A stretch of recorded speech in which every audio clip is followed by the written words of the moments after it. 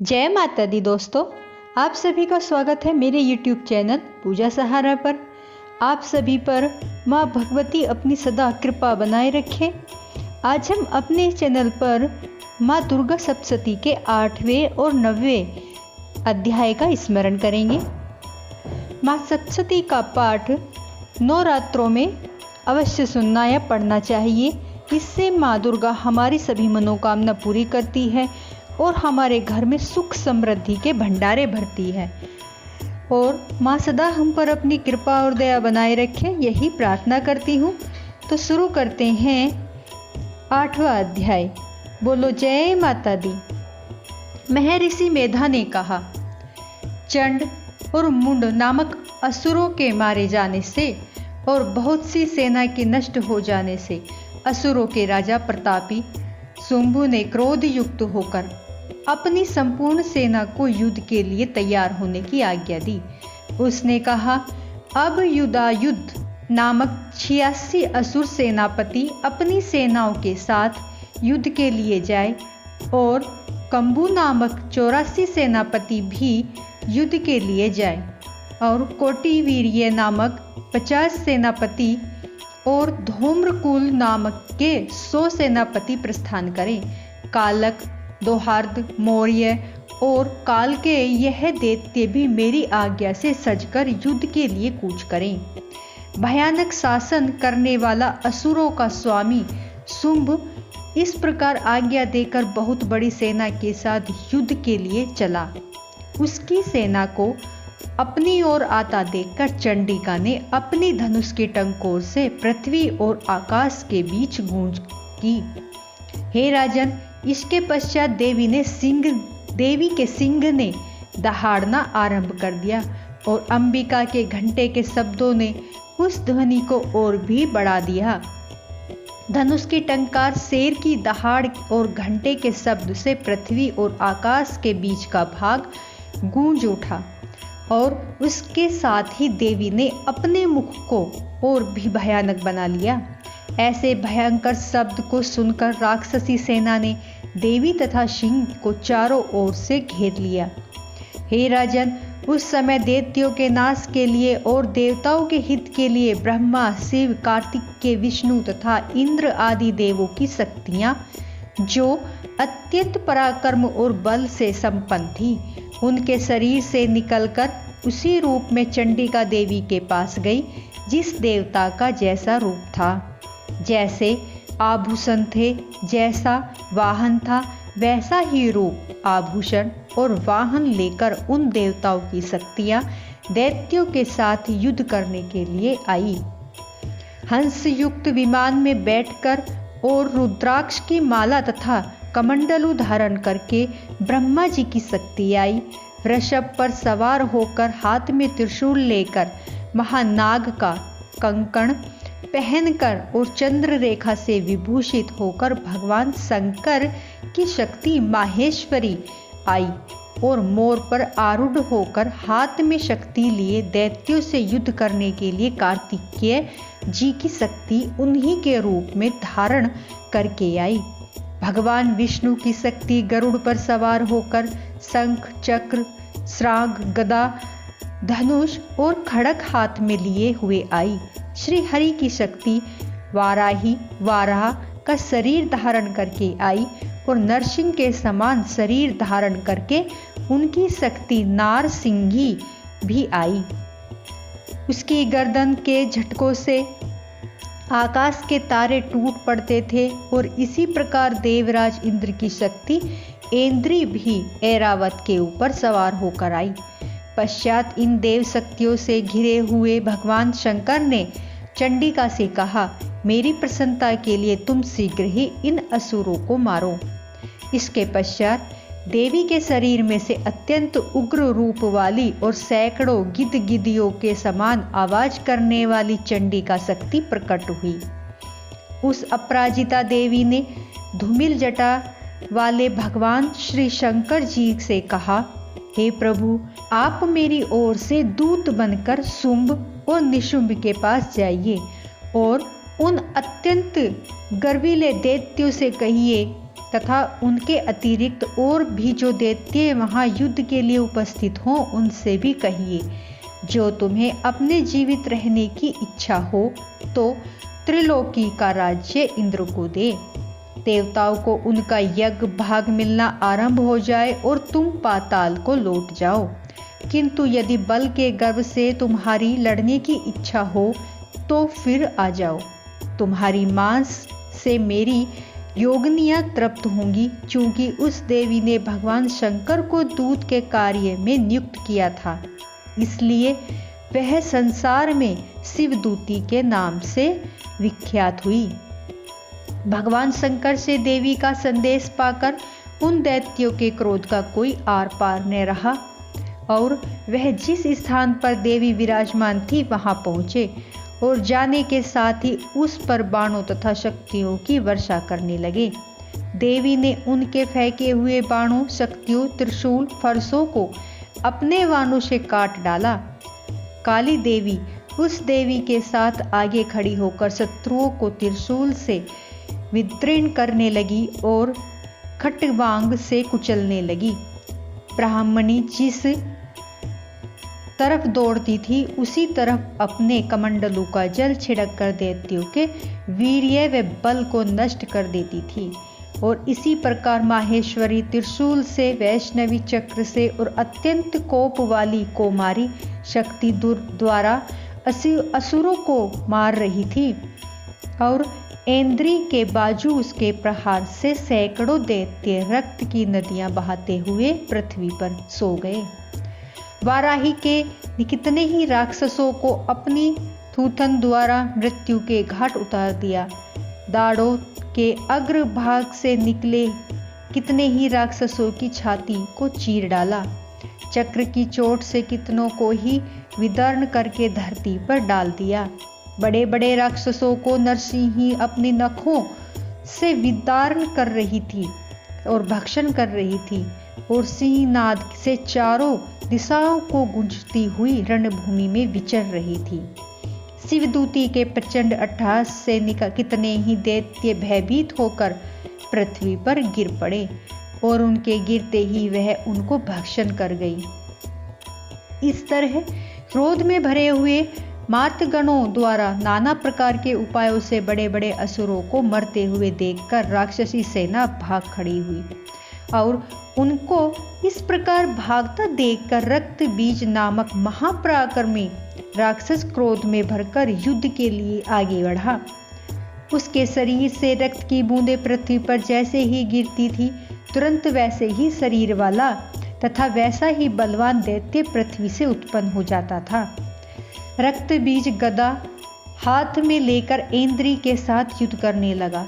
जब इंद्री शक्ति ने अपने वज्र से उसको मारा तो घायल होने के कारण उसके शरीर से बहुत सा रक्त बहने लगा और उसकी प्रत्येक बूंद से उसके समान ही बलवान तथा महापराक्रमी अनेकों दैत्य भयंकर रूप से प्रकट हो गए।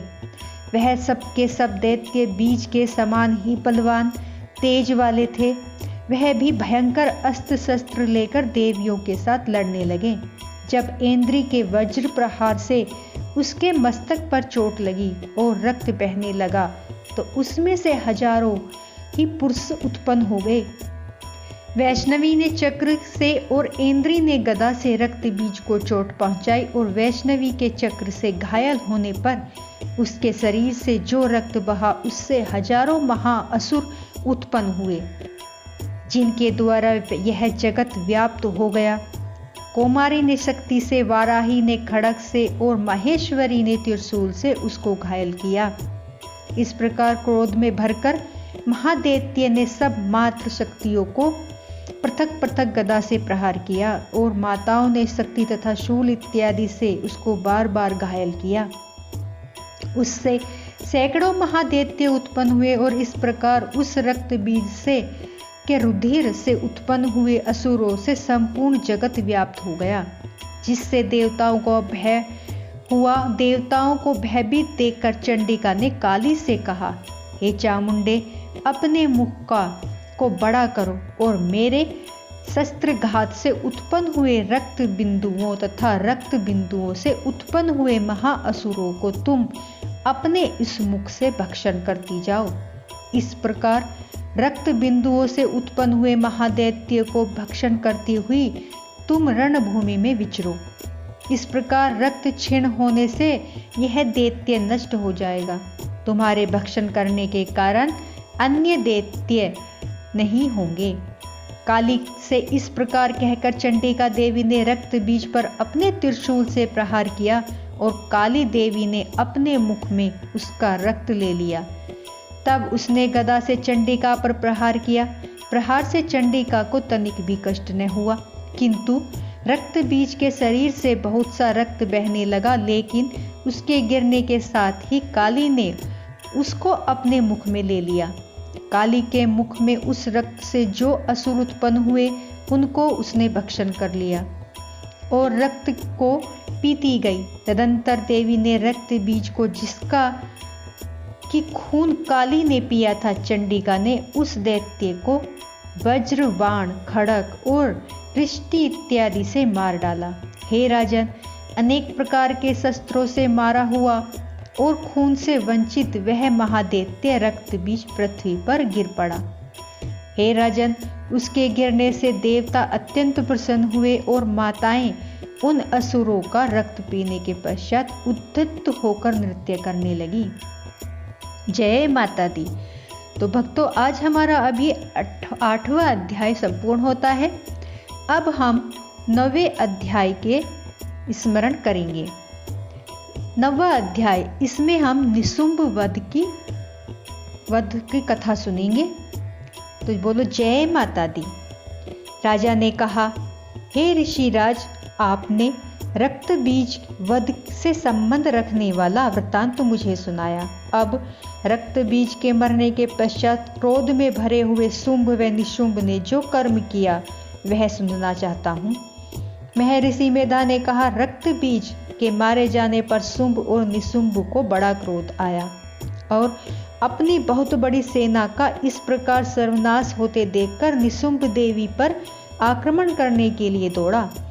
उसके साथ बहुत से बड़े बड़े असुर देवी को मारने के वास्ते दौड़े और महाकर्मी शुंभ अपनी सेना सहित चंडिका को मारने के लिए बढ़ा।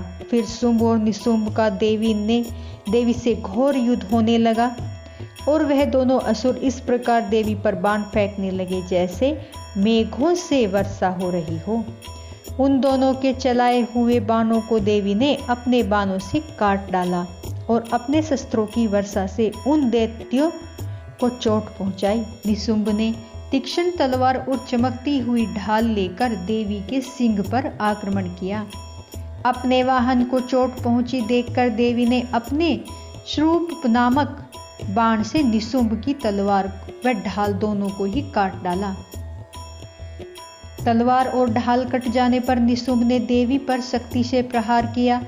देवी ने अपने चक्र से उसके 2 टुकड़े कर दिए।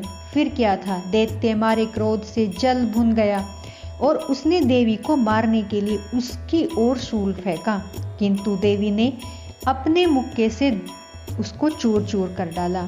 फिर उसने देवी पर गदा का प्रहार किया। देवी ने त्रिशूल से गदा को भस्म कर दिया। इसके पश्चात वह फरसा हाथ में लेकर देवी की ओर लपका। देवी ने अपने तीखे बाणों से उसे धरती पर सुला दिया। अपने पराक्रमी भाई निशुंभ के इस प्रकार से मरने पर शुंभ क्रोध में भरकर देवी को मारने के लिए दौड़ा। वह रथ में बैठा हुआ उत्तम आयुधों से सुशोभित अपनी 8 बड़ी बड़ी भुजाओं से सारे आकाश को ढके हुए था। शुंभ को आते देखकर देवी ने अपना शंख बजाया और धनुष की टंकोर का भी अत्यंत दुस्सह शब्द किया। साथ ही अपने घंटे के शब्द से, जो कि संपूर्ण दैत्य सेना के तेज को नष्ट करने वाला था, संपूर्ण दिशाओं में व्याप्त कर दिया। इसके पश्चात देवी के सिंह ने भी अपनी दहाड़ से, जिसे सुन बड़े बड़े बलवानों का मद चूर चूर हो जाता था, आकाश, पृथ्वी और 10 दिशाओं को पूरित कर दिया। फिर आकाश में उछलकर काली ने अपने दांतों और हाथों को पृथ्वी पर पटका। उसके ऐसा करने से ऐसा शब्द हुआ जैसे कि उससे पहले के सारे शब्द शांत हो गए। इसके पश्चात शिवदूती ने असुरों के लिए भय उत्पन्न करने वाला अट्टहास किया। इसे सुनकर दैत्य थर्रा उठे। शुंभ को बड़ा क्रोध हुआ। फिर अंबिका ने उसे खड़ा रहे कहा तो आकाश से सभी देवता जय हो बोल उठे। शुंभ ने वहां आकर ज्वालाओं से युक्त एक अत्यंत भयंकर शक्ति छोड़ी, जिसे आते देखकर देवी ने अपनी मोहल्ला नामक शक्ति से काट डाला। हे राजन, फिर शुंभ के सिंहनाद से तीनों लोक व्याप्त हो गए और उसकी प्रतिध्वनि से ऐसा घोर शब्द हुआ जिसने इससे पहले के शब्दों को जीत लिया। शुंभ के छोड़े बाणों को देवी ने और देवी के छोड़े हुए बाणों को शुंभ ने अपने अपने बाणों से काट सैकड़ों हजारों टुकड़ों में परिवर्तित कर दिया। इसके पश्चात जब चंडिका ने क्रोध में भरकर शुंभ को त्रिशूल से मारा तो वह मूर्छित होकर पृथ्वी पर गिर पड़ा। जब उसकी मूर्छा दूर हुई तो वह धनुष लेकर आया और अपने बाणों से उसने देवी काली तथा सिंह को घायल कर दिया। फिर उस राक्षस ने 10,000 भुजाएं धारण करके चक्र आदि आयुधों से देवी को आच्छादित कर दिया और तब भगवती दुर्गा ने कुपित होकर अपने बाणों से उन चक्रों तथा बाणों को काट डाला। यह देखकर निशुंभ हाथ में गदा लेकर चंडिका को मारने के लिए दौड़ा। उसके आते ही देवी ने तीक्ष्ण धार वाले खड़ग से उसकी गदा को काट डाला। उसने फिर त्रिशूल हाथ में ले लिया। देवताओं को दुखी करने वाले निशुंभ त्रिशूल हाथ में लिए हुए आता देखकर चंडिका ने अपने शूल से उसकी छाती पर प्रहार किया और उसकी छाती को चीर डाला। शूल विदीर्ण हो जाने पर उसकी छाती में से एक उस जैसा ही महापराक्रमी दैत्य ठहर जा कहता हुआ निकला। उसको देखकर देवी ने बड़े जोर से ठहाका लगाया। अभी वह निकलने ही न पाया था कि उसका सिर अपनी तलवार से काट डाला। सिर के कटने के साथ ही वह पृथ्वी पर गिर पड़ा। तदंतर सिंह दहाड़ दहाड़ कर असुरों का भक्षण करने लगा और काली शिवदूती भी राक्षसों का रक्त पीने लगी। कौमारी की शक्ति से कितने ही महादैत्य नष्ट हो गए। ब्रह्मा जी के कमंडल के जल से कितने ही असुर समाप्त हो गए। कई दैत्य माहेश्वरी के त्रिशूल से विदीर्ण होकर पृथ्वी पर गिर पड़े और वाराही के प्रहारों से छिन्न भिन्न होकर धराशायी हो गए। वैष्णवी ने भी अपने चक्र से बड़े बड़े महापराक्रमियों का कचम्मुर निकालकर उन्हें यमलोक भेज दिया और इंद्री ने कितने ही महाबली राक्षस टुकड़े टुकड़े कर दिए। कई दैत्य मारे गए, कई भाग गए, कितने ही काली शिवदूती और सिंह ने भक्षण कर लिया। तो जय माता दी। तो भक्तों, आज हमारा ये 9वां अध्याय संपूर्ण होता है। माँ काली आप पर सदा अपनी कृपा बनाए रखे। बोलो जय माता दी। प्लीज़ दोस्तों, मेरी वीडियो को लाइक सब्सक्राइब जरूर करें और एक प्यारा सा कमेंट माता के लिए ज़रूर लिखें। जय माता दी।